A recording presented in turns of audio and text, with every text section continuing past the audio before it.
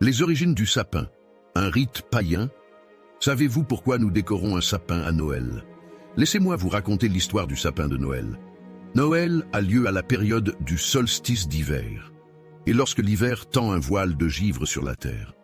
Les jours raccourcissent, le soleil s'éloigne, les arbres, un à un dépouillés de leur parure, paraissent morts ou endormis. Tous, sauf un. Au milieu de ce silence glacé, le sapin, roi des forêts, reste vert, impérissable. C'est dans cette persistance, dans cette force inébranlable face à la nuit la plus longue, que les anciens peuples puisaient un espoir, un repère spirituel. Bien avant que Noël ne devienne une fête chrétienne, bien avant même que Rome n'impose ses célébrations, le sapin était déjà au cœur de rites païens profondément enracinés dans la mémoire de l'Europe. L'arbre de l'éternelle verdure. À l'époque où les dieux parlaient à travers le chant du vent dans les branches, où les druides cherchèrent des signes dans la course du soleil et la danse des saisons, le sapin se dressait comme un symbole de vie inaltérable, tandis que les autres arbres semblaient sombrer dans le sommeil hivernal, lui gardaient une robe verte, une aura de puissance et de résilience. Dans l'obscurité du solstice d'hiver, la nuit la plus longue de l'année, quand le froid menaçait de tout figer, le sapin apparaissait comme un champion de la survie, un pont vivant entre le temps des ténèbres et la promesse du renouveau.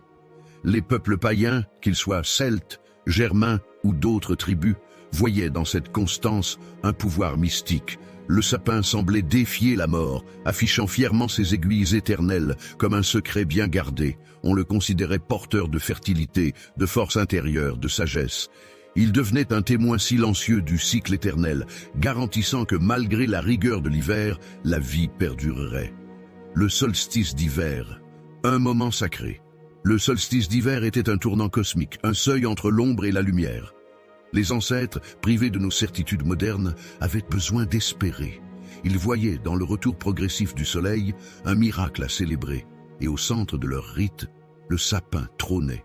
Ornements, offrandes, chants, danses autour de l'arbre. Tout était mis en œuvre pour capter sa magie. On croyait que l'énergie invincible du sapin, alliée à la force en gestation du soleil renaissant, protégeait la communauté et appelait la fertilité des terres à venir. Ces peuples n'ignoraient pas la dureté de la nature. Ils savaient que la vie et la mort, la croissance et le déclin dansent main dans la main. Mais le sapin, par son éternelle verdure, incarnait un espoir, un cycle où la confrontation et la coopération devaient coexister.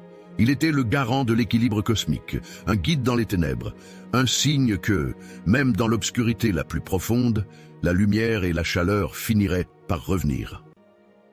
L'Empire romain est le sol Invictus. Avec l'expansion romaine et la volonté d'unifier l'Empire, de nouvelles célébrations sont apparues.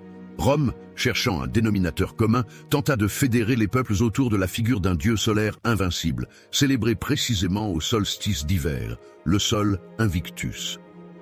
Cette fête impériale marquait le triomphe de la lumière renaissante. Ainsi, même si le contexte changea, même si d'autres panthéons vinrent occuper le devant de la scène, l'idée de célébrer le retour du soleil en cette période critique de l'année resta intacte.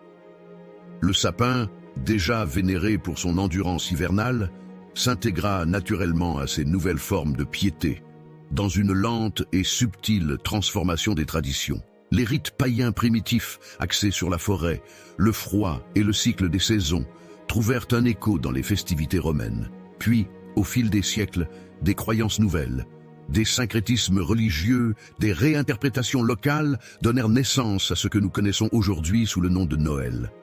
Mais derrière les guirlandes, les boules colorées et les légendes plus récentes, l'aura du sapin résiste. Il demeure le gardien d'une mémoire ancestrale, symbole persistant de la force et de la fécondité de la nature. En conclusion, en contemplant un sapin en plein hiver, souvenez-vous que vous observez un symbole millénaire. Un arbre qui, avant d'être décoré de lumières électriques, brillait déjà dans le regard émerveillé de peuples cherchant un lien avec l'invisible. Un arbre qui a inspiré druides, guerriers, agriculteurs et enfin des civilisations entières. Il a traversé les âges, célébré en silence l'éternel retour du soleil après la nuit, de la chaleur après le froid, de la vie après la mort. Les origines du sapin sont païennes, profondément enracinées dans l'obscurité magique des forêts anciennes. Loin d'être une simple décoration, il demeure un témoin des liens sacrés que l'humanité a tissés avec la terre et le ciel. Une promesse que l'hiver le plus rude se transformera un jour en printemps éclatant.